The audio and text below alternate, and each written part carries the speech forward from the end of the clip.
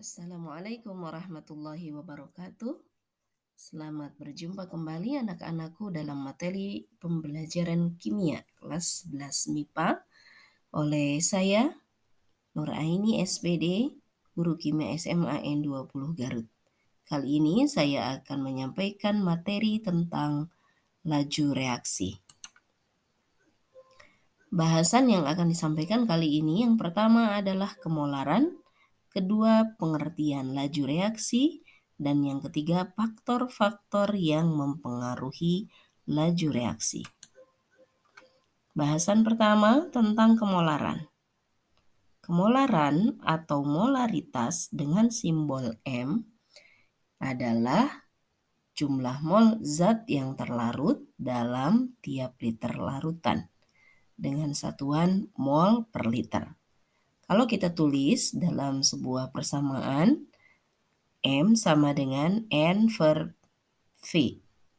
N menyatakan mol zat terlarut dan V adalah sejumlah liter larutan. Jika di dalam soal diketahui volumenya dalam bentuk mililiter dan jumlah zat terlarutnya tidak dalam bentuk mol, tetapi diketahui massa atau gram, maka kita gunakan rumus kedua. M sama dengan gram per mR dikali 1000 per V dalam satuan mililiter. Mengapa konsentrasi dinyatakan dalam molaritas atau kemolaran? Karena kita bisa menentukan jumlah mol zat yang terlarut hanya dengan mengukur volume larutannya. Nah, ini bahasan tentang pengenceran larutan ya. Pengenceran berarti memperkecil konsentrasi larutan dengan cara menambah sejumlah tertentu pelarut. Pengenceran berarti volume dan kemolaran larutan tersebut akan berubah, tetapi jumlah zat terlarut tidak berubah. Jadi, mol sebelum pengenceran itu akan sama dengan mol sesudah pengenceran, ya. N1 sama dengan N2. Dan mol itu bisa kita hitung dengan rumus V dikali M, ya, volume dikali molaritasnya. Jadi V1 dikali M1 itu sama dengan V2 dikali M2. V2 atau volume larutan itu sama dengan volume larutan pertama sebelum pengenceran ditambah dengan volume pelarut. Kita lanjut ke bahasan yang kedua tentang pengertian laju reaksi. Reaksi yang terjadi di alam ini ada yang berjalan cepat dan ada yang berjalan lambat. Coba perhatikan gambar di bawah ini. Yang pertama itu kembang api. Nah, reaksinya cepat atau lambat? Tentu berlangsung secara cepat. Sementara di gambar kedua terjadi perkaratan. Nah, perkaratan itu merupakan contoh reaksi yang berjalan lambat. Seberapa cepat atau lambat suatu proses reaksi berlangsung, itulah yang disebut dengan laju reaksi. Atau besarnya perubahan yang terjadi dalam satuan waktu. Atau laju reaksi dinyatakan juga sebagai laju berkurangnya reaksi atau laju bertambahnya pembentukan produk. Kita lihat di gambar di samping juga ya, ada contoh reaksi yang terjadi secara lambat ya. Ketika roti ini berjamur, itu contoh reaksi yang lambat. Nah, untuk menentukan laju reaksi, kita lihat grafik di sebelah kiri ya. Hasil reaksi semakin lama semakin bertambah, sementara reaksi semakin lama semakin berkurang. Jadi kita bisa menentukan laju reaksi dengan sebuah percobaan, yaitu dengan mengukur banyaknya reaksi yang dihabiskan atau banyaknya produk yang dihasilkan, atau mengukur jumlah salah satu reaktan atau produknya. Sehingga kita nyatakan bahwa laju reaksi sama dengan delta P dibagi delta T, ya. Atau ini menunjukkan laju pertambahan konsentrasi molar produk dalam satu satuan waktu. Atau kita nyatakan juga dengan negatif delta R dibagi delta T. Artinya laju pengurangan konsentrasi molar reaktan dalam satu satuan waktu. Nah, ini contoh laju reaksi ya. Vn2, kalau reaksinya berlangsung seperti yang tertulis dalam persamaan reaksi, 2N2O5 gas menjadi terurai menjadi 4NO2 gas ditambah O2 gas. Ya. Reaksinya N2O5 akan semakin berkurang, sementara NO2 dan O2 sebagai produk akan semakin bertambah.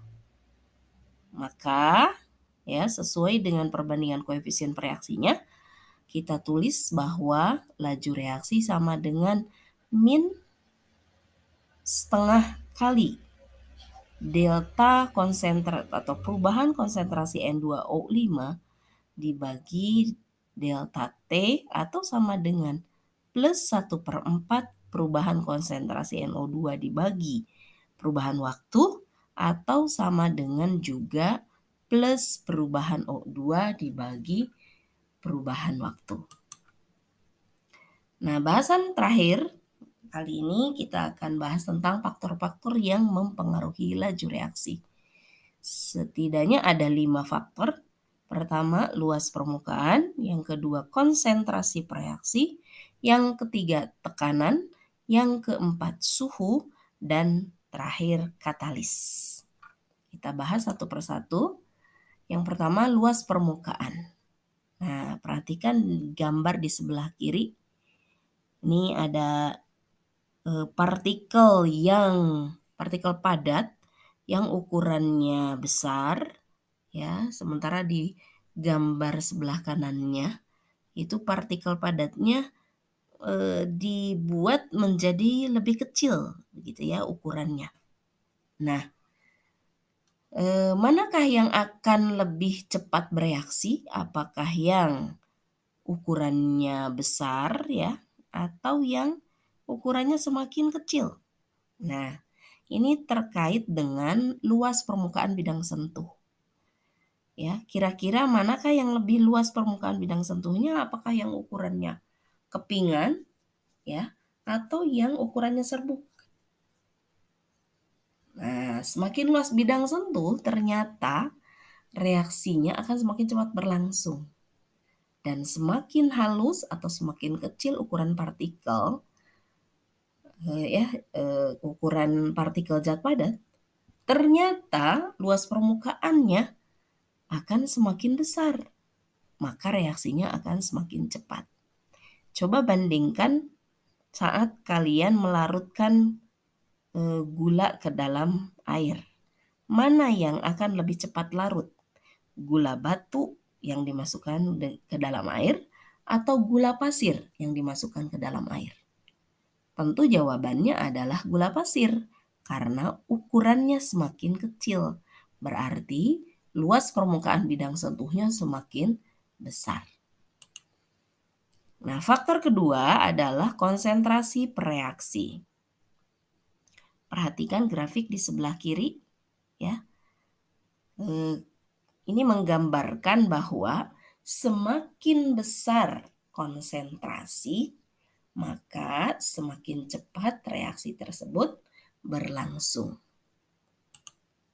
Faktor ketiga, tekanan. Untuk reaksi dalam fasa gas, tentu laju reaksi akan dipengaruhi oleh tekanan. Ya. Jika tekanan lebih besar, ya, perhatikan gambar A, kemudian diberi tekanan sehingga berubah menjadi gambar B, ya. Jika tekanan diperbesar, maka volumenya akan menjadi kecil sehingga konsentrasi menjadi lebih besar. Akibatnya tadi kalau konsentrasi besar, laju reaksi akan semakin besar. Faktor keempat adalah suhu. Coba bandingkan oleh kalian, lebih cepat larut mana saat kalian membuat teh manis misalnya ya, dengan melarutkan gula pasir ke dalam teh yang airnya panas atau melarutkan gula pasir ke dalam teh yang airnya dingin? Tentu jawabannya adalah ketika kalian melarutkan gula pasir ke dalam teh yang airnya panas. Mengapa? Pada dasarnya, setiap partikel selalu bergerak. Dengan meningkatkan suhu, maka energi gerak atau energi kinetik molekul akan bertambah, sehingga tumbukan sering terjadi. Otomatis laju reaksi akan semakin cepat. Dan terakhir adalah katalis. Apa itu katalis? Katalis adalah zat yang mempercepat laju reaksi, tetapi zat tersebut tidak mengalami perubahan yang kekal. Katalis bisa mengurangi energi yang dibutuhkan untuk berlangsungnya suatu reaksi. Perhatikan di gambar sebelah kanan ya, ada grafik. Jika reaksi dilakukan tanpa katalis, maka energi yang dibutuhkan lebih besar. Ketika reaksi ditambah dengan katalis, maka energinya menjadi lebih kecil, sehingga reaksi akan berlangsung lebih cepat. Atau dengan analogi gambar perjalanan mobil ya, ini di sebelah kiri sebagai reaktan begitu ya. Kalau tanpa katalis, maka mobil ini harus melalui jalan yang terjal. Sementara ketika ditambah katalis, mobil melaju lebih cepat karena jalannya menjadi datar ya. Contoh reaksi peruraian larutan peroksida menjadi oksigen dan air. Nah, reaksi ini berjalan lambat. Namun setelah ditambahkan katalis FeCl3, reaksinya berjalan lebih cepat. Demikian anak-anakku sekalian, bahasan kita kali ini, dan simak materi selanjutnya tentang bagaimana menentukan persamaan laju reaksi dan teori tumbukan. Terima kasih atas perhatiannya. Assalamualaikum warahmatullahi wabarakatuh.